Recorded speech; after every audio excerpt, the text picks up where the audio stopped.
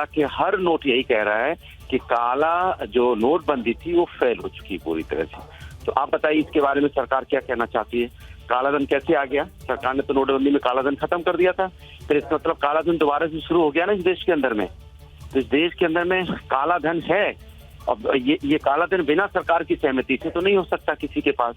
यहाँ तो आप 20 लाख रुपए नहीं ले जा सकते एक जगह से दूसरी जगह, तो इतना बड़ा अमाउंट किसी के यहाँ कैसे आ गया? और सिक्योरिटी भी तो जरूर सरकार की सह की रही होगी वहाँ पे। बिना सिक्योरिटी के इतना बड़ा काला धन कोई कैसे रखा रहेगा? तो ये पूरी की पूरी भारतीय जनता पार्टी की सरकार की जिम्मेदारी है। उनसे ही संबंधित लोग होंगे जिनके पास इतना पैसा है। बिना सरकार के संबंध लोग इतना पैसा नहीं रख सकते।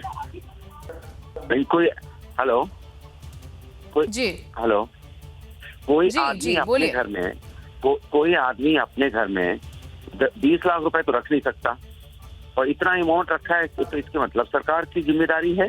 और सरकार अपनी जिम्मेदारी से भागने के लिए इसका उसका नाम ले रही है, इसका उसका। तो सरकार अपनी जिम्मेदारी से क्यों भाग रही है?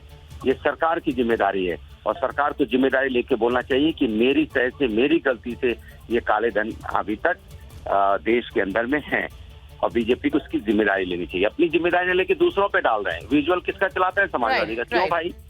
अब अपनी चोरी क्यों छुपा रहे हो?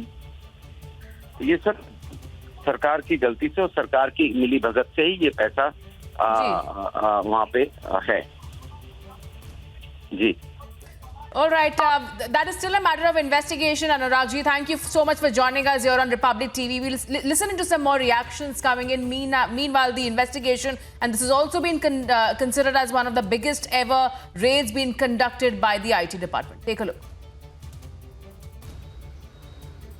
Modi ji claimed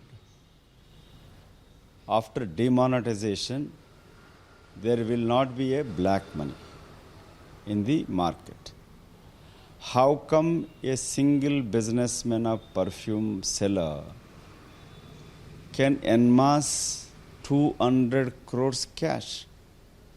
We've been seeing these news across the country in many places.